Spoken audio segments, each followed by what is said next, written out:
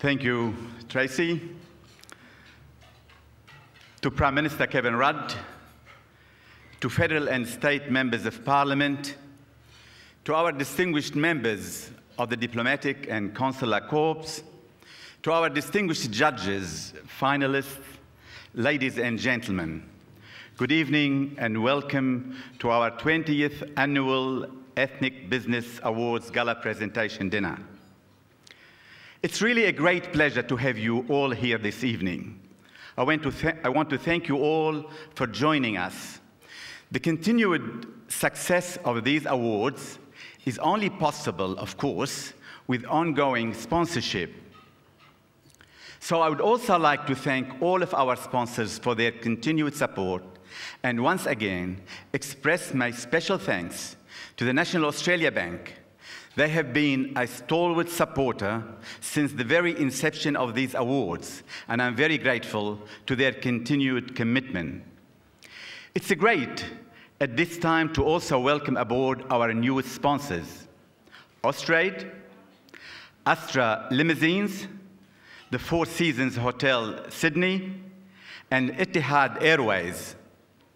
Etihad's involvement seems particularly fitting to me, since they are probably the most multicultural and fastest growing airline in the world right now. And finally, of course, I would like to extend my thanks to MBF, Telstra, and all our media sponsors, SBS, Australia Network, Aurora Community Channel, TVB Jade World, Singtao, Shudwong, Indian Link, Sydney Korean Herald, and El Telegraph.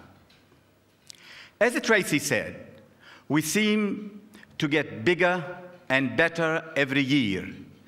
This year, we have had entrants from every single state and territory, representing 24 different cultural backgrounds.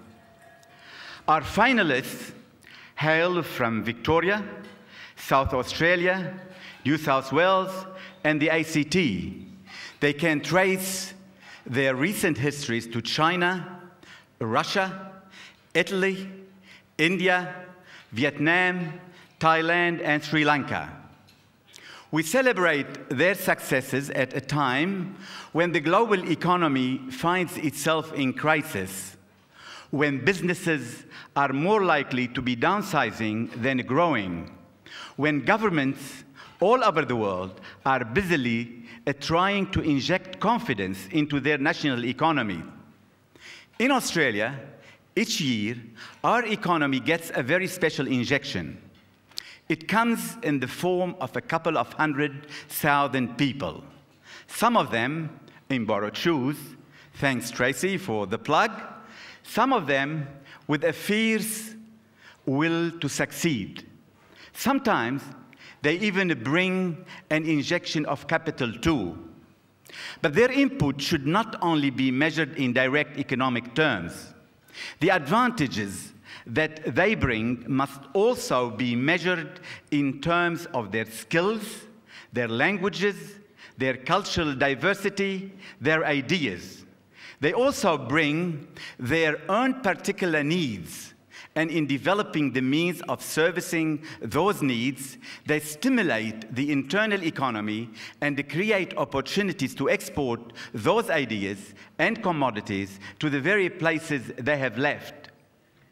You know, this multicultural model could well serve as an example to world leaders as they continue to discuss the global economic crisis in which we now find ourselves. The vulnerability of a homogeneous international financial system has been vividly highlighted by current events. It seems to me that if you build a house of cards, all of the same suit, all in the same form, all carefully interlocked in the same ways, it only needs one card to fall for the whole thing to totter and possibly collapse. But in a multicultural model, where diversity is the watchword, where diverse solutions are sought through diverse means, the house of cards can be more robust. It can be a community of cards, if you like, freestanding but mutually supportive and therefore stronger in every way. Multiculturalism, as I have so often said, is one of Australia's greatest assets. It provides this country with a competitive advantage in the global marketplace. It is a resource, yes, but it's also one of our greatest protections in that it helps to diversify not just our cultural base, but our financial base as well. And in this time of global economic upheaval, we need to utilize every single resource and every protection to the maximum. In doggedly pursuing their own dreams, our nominees and finalists continue to contribute to that process, and that is a part of the achievement that we celebrate tonight. Our finalists have been recognized in these awards and rewarded in the business community for embracing these opportunities with vigor, courage, and imagination. I wish them the very best for their continued success and, of course, in tonight's announcements. I know that there will be only one winner in each category. But as I have said before, I believe that every single one of these finalists, in having genuinely embraced the multicultural experience, are all winners. Thank you.